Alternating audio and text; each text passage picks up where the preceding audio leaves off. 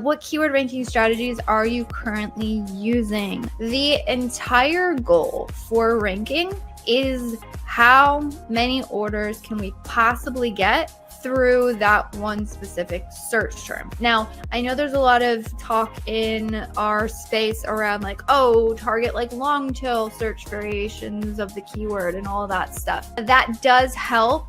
It's not going to have the most impact. So the most impact for any ranking keyword is going to be getting orders specifically through that search, getting a lot of orders. So we don't just want one, we want a lot. And also making sure that our click-through rate and our conversion rate are really high on those key terms. So I'll be honest with you, the biggest impact on ranking you can have is really by picking the right keywords. So if your question was, how do I figure out what keywords do I rank on? I would say like look for things that you can afford to spend a lot, i.e. you're not losing money, meaning ACoS isn't like so crazy high that you can't afford it. And you want to look for things that you have really good conversion rates. Bonus points if you have good click-through rates here, but I would go for conversion rates over click-through rates. And then you just want to like put money towards that. Now, if you say, how do I rank on this specific keyword, then that question is a little bit different.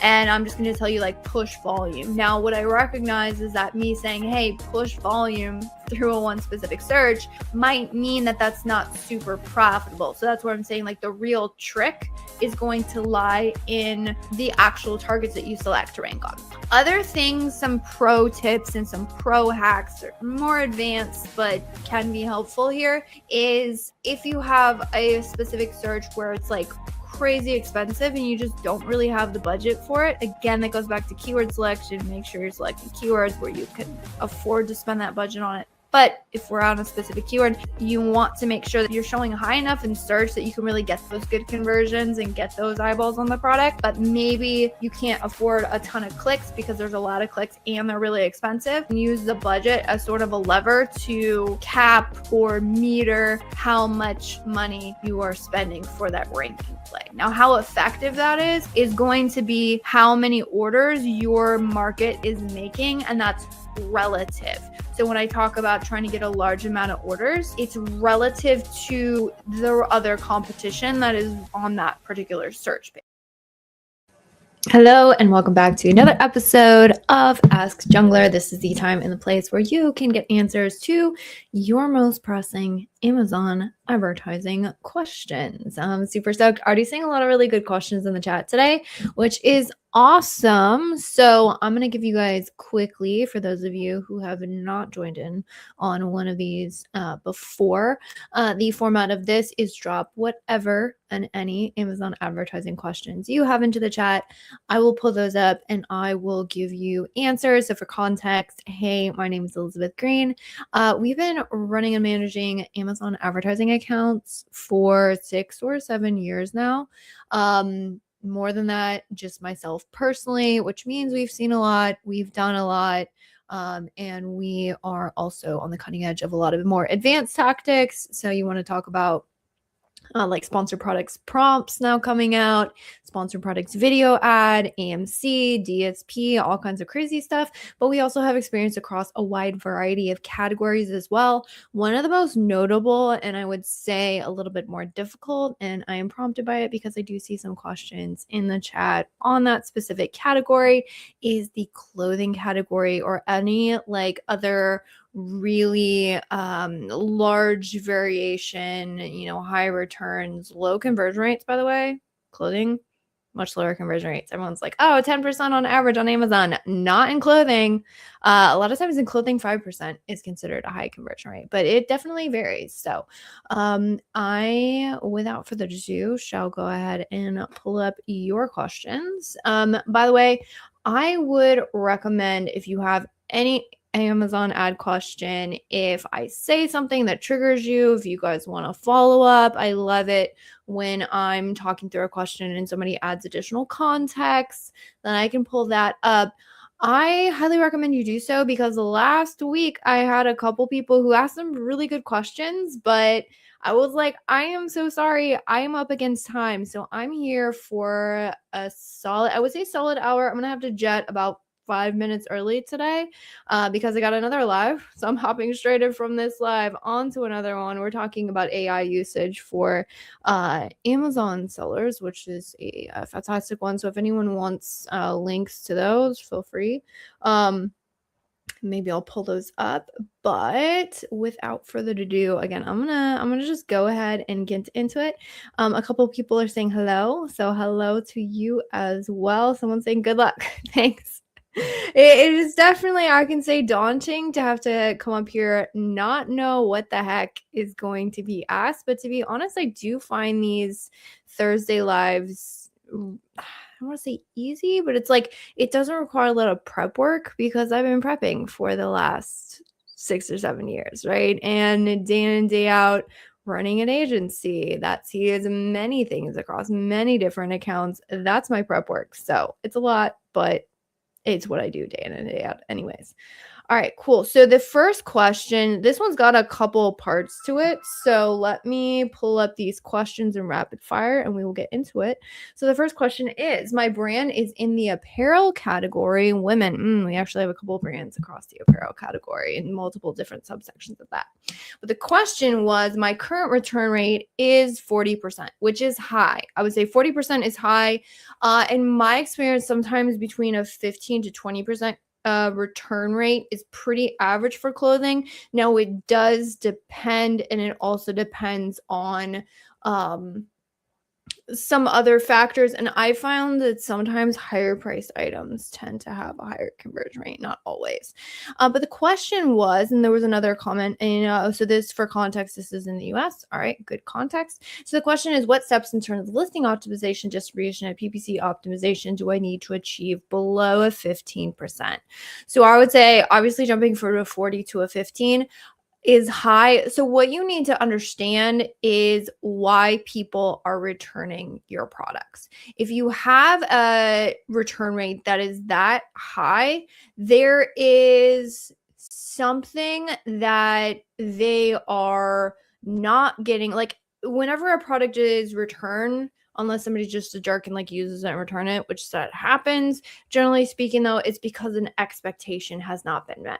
Case in point, one of our clothing brands had a particular size of pant that just notoriously had a high return rate above 30%. And so the way in which you can delve in and understand why you have a high return rate is by going and reading the comments from people who are returning that item. So you need to get in there. And I know not everybody leaves comments or leaves really helpful comments, but you will typically, if you go through them, especially if you have a high return rate like you do, you should have quite a few comments to read through. You want to look for patterns. So an example with this one pant item that was a high return, it was because there were more slim fit pants.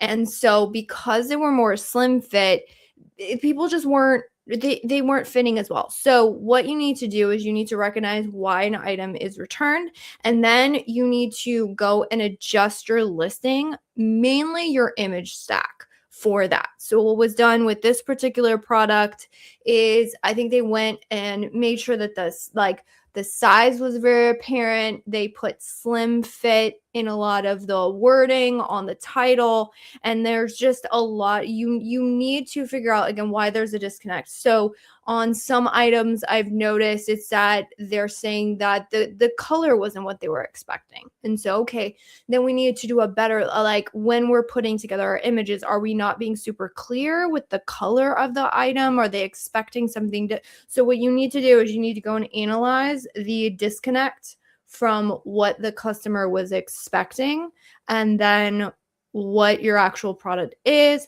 adjust the listings, i.e. mainly the main image stack, to try and help them understand it better. So if they thought it was smaller, if they thought it was bigger, if, again, whatever that is, that is how I would go ahead with that. And I would say just recognize if you're at a 40% return rate, you definitely need to bring that down. I'm sure that's cutting into margins, may possibly be making you lose money at some point. However, I would say maybe try and get closer to a 20%. It just depends on what the margins can support. And then, to be honest, we have had some brands in the clothing category. Again, it might just be that the cut of the garment just isn't what people are expecting, and it's really difficult to sort of, even with updates to the listing, really get people to understand that. And so, I know in one of our accounts, what they're doing is they've actually discontinued that particular pant, and then they have another version of it coming out that kind of mitigates a lot of those issues, which isn't ideal. I get. That being said, sometimes that is kind of necessary. All right. Got another question. Moving on. How do you research keywords when you launch a new PPC campaign? So I am a huge fan of Data Dive. We really like that. We prior were using a lot of other things. Smart Scout's a good one. Obviously, Helium 10's an OG. A lot of the team was super comfortable with Helium 10, so that was kind of a default. Nothing against Helium 10, but I find that Data Dive gives you way more insights into your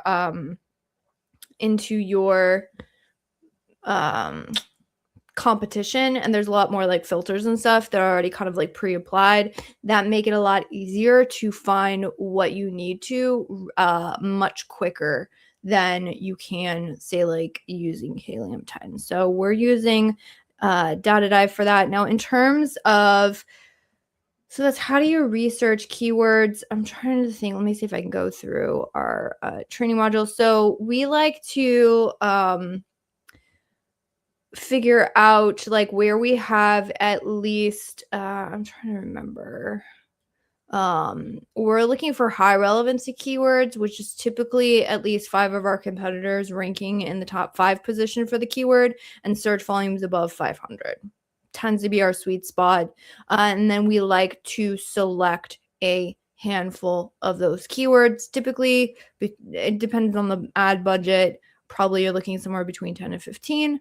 Run those in exact match, but Data Dive is how we have been using doing keyword research. And if you have any other questions about that, let me know.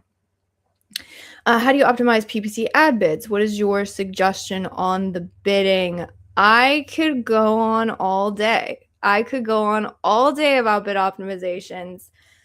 Oh boy. Okay, so let me see if I can condense this into a way that is helpful but doesn't go absolutely bonkers. So for context, when I say I can go down the rabbit hole on this, we have our own internal bid algorithm that we have built and perfected over the last 4 to 5 years.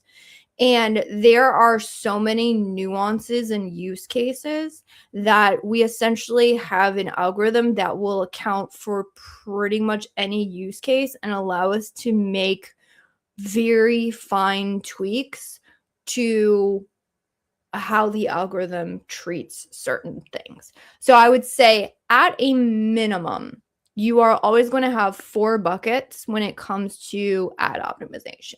You're going to have, is it above the target A cost? Is it below the target A cost? Does it have clicks with no orders on it? And does it have low or no impressions? And then you will have 2 actions you will do, maybe 3. You'll either raise the bids, you will lower the bids, or you will leave the bids alone. So you have 4 buckets, 3 actions, right? The trick really, I would say the biggest nuance is understanding the target ACoS and setting different ACoS targets for specific campaigns targets. Example would be my ranking campaigns should have a much higher ACoS target than my low bid auto campaigns. And I should be very, very careful when I am decreasing my ranking campaigns because those are integral to the performance of the account. Or on the flip side, I don't want to be super aggressive. And I've actually seen some really horrible things happen to accounts because they were not setting different ACoS targets. So I would say at the very least, within your 2 buckets of high ACoS and low ACoS, your target for that specific campaign is going to determine which bucket it falls into. So an example would be, let's say you had a target ACoS for the account of 25%. Well, what if your ranking keyword is running at a 35%? Well, if I say 25% across the board, my ranking keyword is now falling into my high ACoS bucket. When in actuality, I might be fine with that one target running at 35% because I'm noticing increasing rankings day over day or week over week, and my total ACoS is completely within my KPIs. In that case, that is not technically, that one should not be classified as a quote high ACoS keyword. And so if you can set different target ACoS parameters, and then you can also make sure that you are using that to segment things into buckets, and then being sensitive to the decreases on ranking targets on things with high order velocity.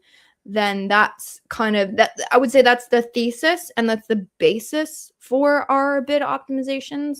In terms of the minute details, I can give you minute as you want. But I have found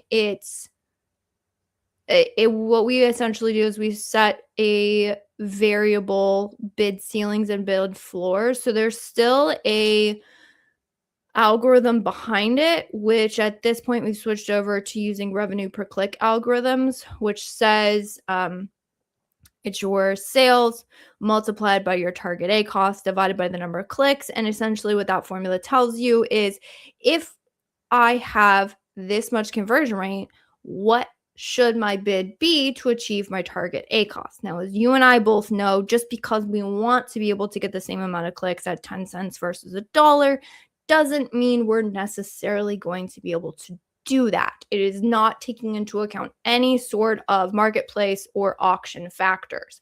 And so what a good algorithm will do is understand that everything is not ever going to work in isolation, and you need to understand the market factors, and a good advertiser should be able to select portions of the account where you need to be, again, much more careful about how you're increasing or decreasing. So it's a series of bid ceilings and bid floors based on the importance of the target to that account. And the importance of the target, some of that is hard-coded just based on order velocity and actually match types. I can't tell you how many people do not factor in match types into their optimizations. That is a huge miss. It destroys accounts. Yes, you will hear that broad match can get low CPCs. If left unchecked, broads and autos will destroy an account, especially during Q4. So it's understanding the things that you need to be careful of. And so again, our bidding algorithm accounts for the things that we know can be like across the board hard coded. And then we allow to set individual bid ceilings and floors parameters, which allows us to leverage an algorithm that is highly integral, but that also allows us to get very segmented and to customize based on the individual account needs, which personally I think has been game changer for us. But I'm sorry, that was very long. I don't know if any of that would help. Was helpful, let me know. Elizabeth loves the lives, just wants a product for using AMC, either custom audience or default audiences. Do I need to wait until I achieve a certain number of sales? Yes, I believe, if I'm remembering correctly, and do not quote me on this, but there is a certain amount of people who have to be in that audience. So you have to have a certain audience size to be able to run it. I want to say it's like 1,000 people. So one of the audiences that we have found does work really well is shoppers who have added your products to their cart but have yet to purchase. And then obviously you have to have a certain number of those customers within the look back time frame for that to even be able to be triggered. So in that case, I would say you're probably gonna have to wait on this until you have more data, but that's fine. There's plenty of things to do in your ad account before you get to AMC audiences. I'm curious about your budget estimate video regarding the levers. At the risk of making you repeat yourself, could you just help me understand what levers to move the bid should be used first? That's a great question. I would say you want to move all of them and just make sure that whatever your system is running together. Okay. What do I mean by that? So the question, I put out a video on that. There's more levers changing your CPCs than just the bids. Now, I'm a big believer in bids are a huge factor, but the other ones are the campaign bidding strategy, the placement percentages, the budgets, obviously bids, and then a fifth kind of bonus one I put in there is your negative keywords. So what I would say is that for negative keywords, we will give the entire account a once over every single week, possibly twice a week, depending on the amount of spend to spot for negatives. And then I want to say like on a monthly basis, or if we're noticing a lot of one-off click keywords, we'll be running an n-gram analysis to determine if there are certain root words that we need to be careful of, right? So if you already have that sort of structure, you should automatically catch those things. Now, in terms of the budgets, again, things that can work in tandem. If you're optimizing your bids, you can also use your budgets as sort of a cap to allow you to test certain bids and then uncap the budget, which will allow you to just generate more impressions if the budget's running out. I'm a big believer in allowing budgets to run out if the campaign is not achieving the desired targets. Now, when I say desired targets, again, I would like, as I said, with the bid optimization, my desired targets for a ranking campaign is going to be completely different than say like a low bid auto. If I have a low bid auto that's running at 50% ACoS, I'm like, cut that puppy off. What are we doing? We need to go optimize that, right? If I have a ranking keyword that's running at 50% ACoS, but my total ACoS is well within my KPIs, and I'm noticing that it's my ranking is improving on that target week over week, we're fine, right? Because the account's still profitable. And so in terms of like increasing budgets for those things, you need to be very careful on what you deem a not performing campaign. So again, it is specific. But in terms of like which levers to move bids, I would say if you focus on bid optimization as your kind of like main thing, and then you do negative keywords, you check your negative keywords again, minimum once a week. If you check and adjust your placement percentages, I cannot tell you how many people I see who set up placement percentages and it's like a set it and forget it. No, you want to be adjusting those minimum once a week. And then your budgets, I would say minimum check and adjust once a week. So as long as you have a handle on all of those things, why I sort of put those in there is because I can't tell you how many people like set up a bidding strategy, set up placements, set up, a certain budget, and it's just never checked and never optimized. As long as you have a consistent cadence for optimization and looking at those parts of the account, you should be good. You should be good. All right. I'm the founder of the original Maverick scrubbing pad. Congratulations. A new kind of cleaning brand on Amazon, the strong reviews, but no PPC history. We're in a competitive category, and our product is unique with a few direct competitors. Was the best PPC approach for a new brand like ours, striving to grow, focus on category keywords, competitor targeting, or a balanced mix? That is a great question. So it sounds like, so if you have strong reviews on Amazon, I'm assuming that means you have some good sales, which means there's a couple ways you can play this. So one of them, you have your offensive strategy, and because it seems like you have a recognized brand, you also have the ability to run a defensive strategy from the get-go.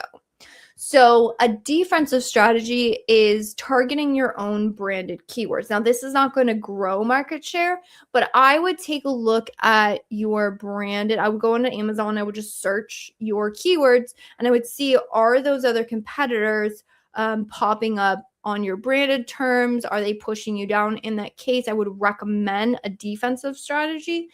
If that's not happening, then maybe you could still run a defensive strategy, but I would run it low bids. And also, whenever I'm running defensive strategies, I don't like to lose money to play defense. Unless somebody's going after me hard and I just have to eat it, which, to be honest, that case is very few and far between. I always want to make sure I'm making money if I have to target branded terms. So that's like the one thing that you can do right now. Now, the second thing is I would want to go, you want to gain some market share, which is going to be helpful to grow sales. Gaining market share, i.e. ranking on specific keywords. Now, if you're in a competitive category, but you have a unique product, to be honest, sometimes that's a little bit difficult to demonstrate on the Amazon platform. So I would say, I mean, you're making sales, so it sounds like you're doing well. But I would make sure that your image stack, specifically, bullet points are helpful. A+ content is helpful, but really your image stack is going to be the thing that will help you stand out and really demonstrate the benefit. So I would make sure, to the best of my ability, that a shopper could clearly understand within the first couple images why I'm different than the market and why it's a benefit and when they should buy me.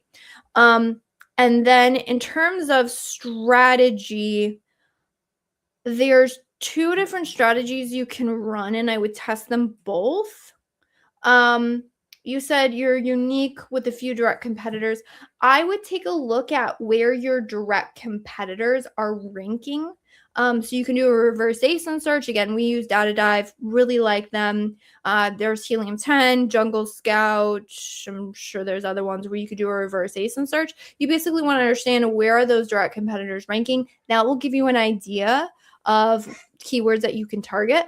And then the other thing you can do is you can run product targeting. So any of the competitors in the market that you believe you have a stronger offer than them, I would test those in a product targeting campaign. Oftentimes, for not always, but it's been my experience, and so I think it's well worth testing, that products that are a little bit unique and sort of a better offer, but in a saturated category, often do the best with product targeting. Again, not always. That's why I'm saying test keyword and test product targeting. And I would run those in a sponsored product exact match ASIN targeting. There's expanded ASIN targeting. There's exact match ASIN targeting. I would want to run that in exact match. And then the other last one that I would say is, if you have the creatives, oftentimes, again, not always, but in saturated categories, if you have a product that has a clear value proposition, again, sometimes it's a little bit hard to demonstrate that from search, but you can run a sponsored brands video ad, again, targeting the specific keywords that you find, again, doing that competitor research. And I would like to launch those in modified broad match is how I would launch those. But that will get you started with like a really good, solid strategy. And then what you'll do is you'll look at search reports. Okay, what's working, what's not working? Can I find any other targets? Does product targeting work better? Do videos work better? And then you can pivot to whatever is working better. All right, let's see. All right, so we're talking about, where was it? The return rates.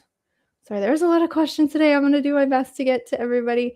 But it is a first come, first serve. So if you got a question, I would drop it quick because we got about 30 minutes left. After fixing the listening images, title, clarity in terms of site color, even mention the size of bullet points on the first. Quality is also good. FBA we have apart from what other point? Yeah, so fixing listening images. I would honestly, you know what I would do is, again, I would look for, you got to look for clusters and why they're returning things. And you're saying like even mentioning the sizes in the first bullet point, to be honest, most people don't read bullet points. It's all in the images. So you would want to clearly demonstrate as much as possible within your images. And sometimes like listing optimization, especially when it comes to this, is like pivot, pivot, pivot, test, test, test, test, test. So just because you did it once doesn't, and if you're still having the return issue, it's not fixed. Now, I'm not saying you're going to get down to a 15% overnight, but if you're optimizing the listing and it's helping answer those customer questions, again, around the clusters of why people are returning, you should see it at least go down a little bit, over the couple weeks or so. So I would keep testing. And another really good thing there is to get somebody who doesn't know about your product to be like, hey, what do you think of this? Or be like, hey, did you understand, like, here's my listing. What colors do you think they are? Or try and ask a more open-ended question that's not like leading, but that would allow you to get from them, like, if you're trying to understand size, like, hey, what do you think of the sizing? Or what kind of colors do you think this one is? Or if it's big, do you think this is oversized, undersized? Like, what, just see if you can get like a fresh pair of eyes on your listing, because sometimes we think that we've told the shopper clearly, but I can't tell you how many times I've looked at a listing and it's like, when you're editing the images, sometimes they're so close. Like, you need to like zoom out and look at the images on a very, very small screen, because oftentimes people are, they're looking on their phone or they're just flipping through. So again, I'm not saying you didn't make improvements, but I'm saying that if the issue isn't solved, there's probably more improvements to be made. And so honestly, I would say a fresh pair of eyes is probably really helpful. Where do you extract or pile up category bench? How do you extract or pile up? I'm not really sure what you mean by that. I think you have to just look at it when you're looking at the category benchmark report. Can you follow up and give me what report you're referring to? Because I think I know what you're talking about, but it might not be clear, and I want to make sure I give you the right answer. All right, questions regarding broad match campaigns. When we notice that our main keyword is receiving high volume of clicks without converting, should it be advisable to negate the main keyword from the broad match campaign? The goal would be to refine the campaign, identify more relevant high converting keywords. Could you share insights that effectiveness of that strategy and any best practices for branding broad? Yeah, so if I'm getting enough clicks that I'm confident it doesn't convert for a broad match campaign, I would be fine with negating it. Now, the other question is that, so there's two possible answers here. So one would be like, are we targeting that keyword somewhere else and it's converting well in the other target? And in that case, like, yeah, I don't want to ever get clicks that are not converting. The second possible thing is that my product isn't strong enough to compete on a main keyword yet. That happens as well. If that is the case, I would still negate it, but I would want to make a note to myself, set a reminder that, hey, maybe we need to go back and revisit it, because if I've negated it and I don't have it anywhere else, it's possible that I may not resurface. If I do, maybe I need more reviews, price testing, whatever the case may be, to be able to be competitive enough to compete on that keyword. So if I don't have a way to like trigger a revisit, that would worry me. But otherwise, from like just strictly a what am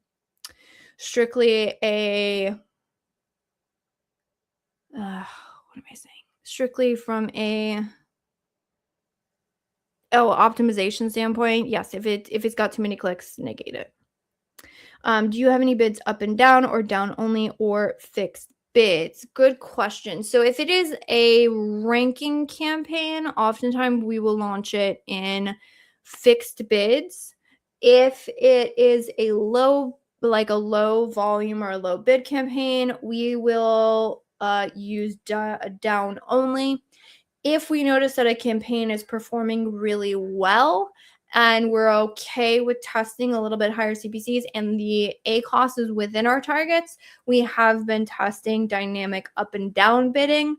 But if that starts to underperform, then of course we would revert it back. Do you recommend bid up and down for high traffic days? No. So the caveat here is I wouldn't recommend switching a campaign that already has a strong history with another campaign strategy to dynamic up and down just because it's, quote, a high traffic day. That being said, if I have a campaign that I have already tested with dynamic up and down and it's hitting my ACoS target and everything's good, in that case, I would be fine. I'm not like so worried about changing it from dynamic bids up and down, if that makes sense. Also looking for category benchmarks. Would please make a separate video. Are you talking about the category benchmarks? Is that the report? Is that brand metrics inside of ad? Because that's the one that I'm assuming you're talking about. Is the brand metrics inside of ad console.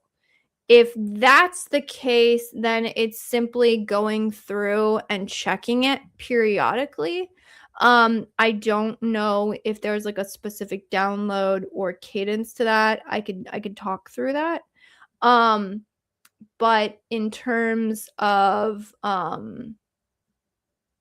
category, that's jogging my memory, but for some reason I'm not remembering. I'm looking at right now instead of an ad account where brand metrics.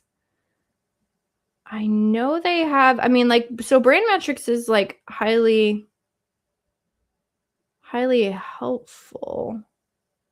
Is that what you're talking about? If you have any like links or something that you could talk specifically about what you mean by category benchmark report, that would be helpful, because I don't know if I'm thinking of the right thing and I want to make sure that I am pointing you in the right direction. Your question, make a clear video on budget projection for launching new brands and established brands. We could talk about that. The budget projections are, to be honest, so a lot of them is like, it's just math. Any kind of budget projections is just math. The question is, because there's a variable, in fact, of I'm assuming as I scale, I get XYZ for every ounce of ad dollar I put in. You can't assume that that number is going to remain the same forever, right? You're not going to get the same efficiency at scale. I mean, we have this whole, let me zoom in for you guys here. Like, we have a goal forecasting. You can base it on an order goal, or you can base it on a sales goal. So in this example, like, say I had a brand that now you again, for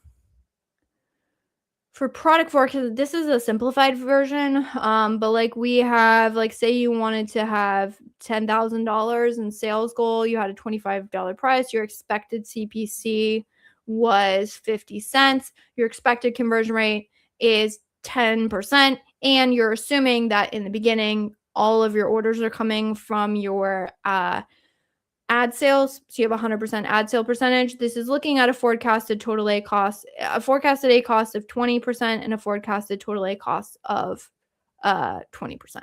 Again, and then you would say, okay, after a little bit, I'm assuming I can get some organic orders, then my total ACoS goes down to 15%. Where this gets hairy and this is giving you a forecasted budget of, you need at least 1,600 monthly budgets to hit a sales goal.